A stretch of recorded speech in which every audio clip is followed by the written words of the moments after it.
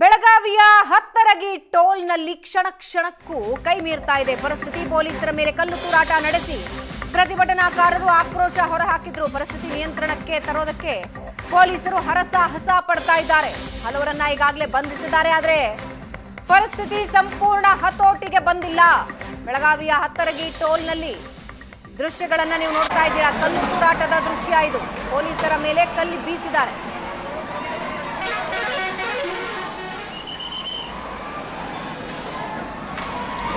ವಾಹನಗಳ ಮೇಲೆ, ಬಸ್, ಲಾರಿಗಳ ಮೇಲೆ ಪೊಲೀಸರ ಮೇಲೆ ಕಲ್ಲು ತೂರಾಟ ನಡೆಸ್ತಾ ಇರೋದನ್ನ ನೀವು ನೋಡ್ತಾ ಇದ್ದೀರಾ. ಬೆಳಗಾವಿಯಲ್ಲಿ ಹಿಂಸಾತ್ಮಕ ಸ್ವರೂಪ ಪಡ್ಕೊಂಡಿದೆ. ರೈತರ ಹೋರಾಟ, ರಾಷ್ಟ್ರೀಯ ಹೆದ್ದಾರಿಯನ್ನ ಬಂದ್ ಮಾಡೋದಕ್ಕೆ ಮುಂದಾದಾಗ ಪೊಲೀಸರು ಅದನ್ನ ತಡೆಯೋ ಪ್ರಯತ್ನ ಪಟ್ಟರು. ಇದರಿಂದ ಆಕ್ರೋಶಗೊಂಡ ಪ್ರತಿಭಟನಾಕಾರರು ಕಲ್ಲುಗಳಿಂದ ಬೀಸ್ತಾ ಇರೋದನ್ನ ನೀವು ನೋಡ್ತಾ ಇದ್ದೀರಿ.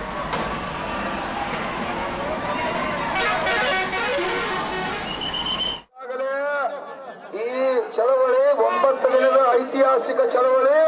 ಇಲ್ಲಿವರೆಗೆ ಒಂದು ಕಲ್ಲಿನ ಗಲಾಟೆ ಆಗಿಲ್ಲ, ಎಲ್ಲಿ ಕೂಡ ಒಂದು ಹಾನಿಯನ್ನು ಮಾಡಿಲ್ಲ. ಇದು ಹೀಗೆ ಇರ್ಬೇಕು ಚಳವಳಿ ಅಂದ್ರ. ನಾವಿ ನೋಡ್ರಿ ಜನಾಂದೋಲನ ಆಗೈತಿ ಇವತ್ತ. ಇದು ಇತಿಹಾಸದಾಗ ಸುಮಾರು ಯಾವಾಗ ಸ್ವತಂತ್ರ ಸಿಕ್ಕಾಗಿಂದ್ರ ಸ್ವತಂತ್ರಕ್ಕಾಗಿ ಹೆಂಗ್ ಚಳವಳಿ ಆಗಿತ್ತು, ಕಬ್ಬು ಬೆಳೆಗಾರ ಬೆಲೆ ನಿಗದಿ ಆಗ್ಬೇಕಂತೇಳಿ ಇತಿಹಾಸದಾಗ ನಂಬರ್ 1 ಚಳವಳಿ. ಈ ಚಳವಳಿಗೆ ಧಕ್ಕೆ ಬರಬಾರ್ದು. ಇದು ಐತಿಹಾಸಿಕ ಚಳವಳಿ ಐತಿ.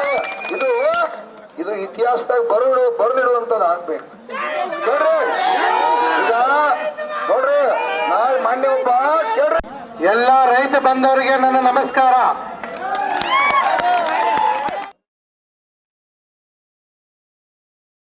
ಶುರು ಆಯಿತು. ಸೊ ಅದಕ್ಕಾಗಿ ನಾವು ಅದನ್ನು ಪರಿಶೀಲನೆ ಮಾಡ್ತಾ ಇದ್ದೀವಿ.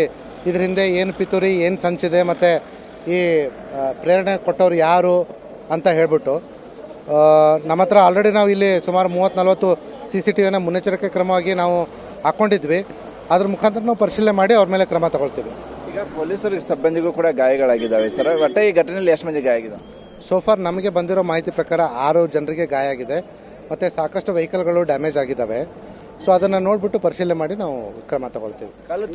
ಕಲ್ಲು ತೂರಿದ ನಮ್ಮ ಸಂಘಟನೆಯವರಲ್ಲ ಅಂತೇಳಿ ರೈತ ಸಂಘದವ್ರು ಈಗಾಗಲೇ ಸ್ಪಷ್ಟನೆ ಕೊಟ್ಟಿರುವಂಥದ್ದು. ಹೌದು, ಅವರು ತುಂಬ ಕ್ಲಿಯರಾಗಿ ಹೇಳಿದ್ದಾರೆ. ನಮಗೂ ಮತ್ತು ಆ ಥರ ಕಲ್ಲು ತೂರಾಟ ಮಾಡಿದವರಿಗೂ ಸಂಬಂಧ ಇಲ್ಲ. ಅವ್ರ ಮೇಲೆ ಏನು ಕ್ರಮ ತಗೋಬೇಕು ತಗೊಳ್ಳಿ ಅಂತ ಹೇಳ್ಬಿಟ್ಟು 9 ದಿನಗಳ ಕಾಲ ನೀವು ಕೂಡ ಅವ್ರಿಗೆ ಶಾಂತಿಯುತವಾಗಿ ಅವರು ಪ್ರತಿಭಟನೆ ಮಾಡ್ತಿದ್ರು, ನೀವು ಕೂಡ ಸಪೋರ್ಟ್ ಮಾಡ್ತಿದ್ರು. ಇದು ಯಾಕೆ ಸರ್ ಗೊಂದಲ ಆಯ್ತಂತ? ಈ ಸಮಾಜದಲ್ಲಿ ದುಷ್ಪ್ರೇರಕರು ಯಾವಾಗಲೂ ಇರುವಂಥದ್ದೇ. ನಾನು ನಿಮ್ಮ ಮೂಲಕ ಮತ್ತು ಅಲ್ಲಿ ವೇದಿಕೆಯಲ್ಲೂ ಕೂಡ ನಾನು ಅದನ್ನೇ ಹೇಳಿದ್ದು, ಯಾವುದೇ ಕಾರಣಕ್ಕೂ ಈ ರೀತಿ ದುಷ್ಪ್ರೇರಣೆ ಕೊಡೋರ ಮಾತಿಗೆ ಬಲಿಯಾಗಿ ಸುಮ್ಮನೆ ಕಾನೂನನ್ನ ಕೈಗೆ ತೆಗೆದುಕೊಂಡ್ಬಿಟ್ಟು ಹಾಳಾಗಬಾರ್ದು. ಅದನ್ನು ಮತ್ತೊಮ್ಮೆ ತಮ್ಮ ಮೂಲಕ ಮನವಿ ಮಾಡ್ಕೋತೀವಿ. ಈಗ ಸದ್ಯಕ್ಕೆ ಸಿಚುವೇಶನ್ ಹೆಂಗಿತ್ತು? ಸದ್ಯಕ್ಕೆ ಸಿಚುವೇಶನ್ ಶಾಂತಿಯುತವಾಗಿದೆ. ವೆರಿ ಅನ್ಫಾರ್ಚುನೇಟ್ ಇನ್ಸಿಡೆಂಟ್ ಈಗಾಗಲೇ ಆಗಿರ್ತಕ್ಕಂಥದ್ದು. ಈಗ ತಾವು ನೋಡ್ಬೋದು, ಇಲ್ಲಿ ರಾಷ್ಟ್ರೀಯ ಹೆದ್ದಾರಿ ಕೂಡ ಕ್ಲಿಯರಾಗಿ ರಸ್ತೆ ಎರಡೂ ಕಡೆ ಸಂಚಾರಕ್ಕೆ ಮುಕ್ತವಾಗಿದೆ. ಮುಂದೆ ಕೂಡ ನಾವು ನಮ್ಮ ರೈತ ಬಾಂಧವರಿಗೆ ಅದನ್ನೇ ಮನವಿ ಮಾಡ್ಕೋತೀವಿ, ಯಾವುದೇ ದುಷ್ಪ್ರೇರಣೆಗೆ ಒಳಗಾಗದೆ ಇದೇ ರೀತಿ ಶಾಂತಿಯುತವಾಗಿ ನಮ್ಮ ಜೊತೆ ಸಹಕಾರ ನೀಡಬೇಕು ಅಂತ. 3 ಗಂಟೆ ಸ್ಟಾಪ್ ಆಗಿದ್ದು ಹೆದ್ದಾರಿಗೆ ಮರು ಆರಂಭ ಆಯ್ತಾ? ಎಲ್ಲಿ ತನಕ ಇರುತ್ತೆ? ಮತ್ತಿದು ಏನು ಸರ್ ಇದು ಈಗ ಆರಂಭ ಆಗಿದೆ? ಹೆಂಗೆ ಸಂಪೂರ್ಣವಾಗಿ ಆರಂಭ ಆಗಿದೆ? ಯಾಕಂದ್ರೆ ಬೆಳಗಾವಿಯಲ್ಲಿ ಸಾಕಷ್ಟು ಜನ ನಿಂತಿದ್ದಾರೆ, ಆ ಕಡೆ ಶಂಕೇಶ್ವರನೂ ಸಾಕಷ್ಟು ಜನ ನಿಂತಿದ್ದಾರೆ. ಅವ್ರಿಗೇನು ಹೇಳಕ್ಕೆ ಇಷ್ಟಪಡ್ತೀನಿ? ಈಗ ಆಲ್ರೆಡಿ ಗುರ್ಲಾಪುರದಲ್ಲಿ ಎಲ್ಲ ರೈತ ಬಾಂಧವರು ಸೇರಿ ಒಂದು ನಿರ್ಣಯ ತೆಗೆದುಕೊಂಡಿದ್ದಾರೆ. ಏನಂತ, ಸರ್ಕಾರದ ಜೊತೆ ಈಗ ಮಾತುಕತೆ ನಡೀತಾ ಇದೆ.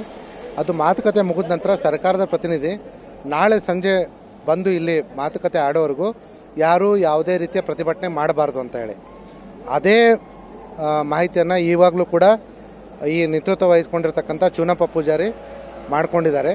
ಅದು ಎಲ್ರಿಗೂ, ನಮ್ಮ ಜಿಲ್ಲೆ, ನಮ್ಮ ರಾಜ್ಯದ ಎಲ್ರಿಗೂ ಕೂಡ ಅನ್ವಯ ಆಗುತ್ತೆ. ಯಾರೂ ಕೂಡ ಪ್ರತಿಭಟನೆ ಅನವಶ್ಯಕವಾಗಿ ಮಾಡಬಾರ್ದು.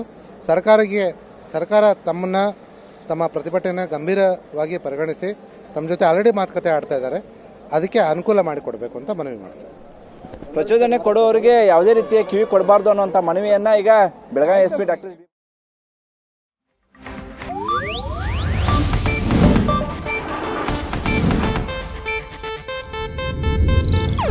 ಇದು ಏಷ್ಯಾನೆಟ್ ನ್ಯೂಸ್ ನೆಟ್ವರ್ಕ್ ಪ್ರಸ್ತುತಿ.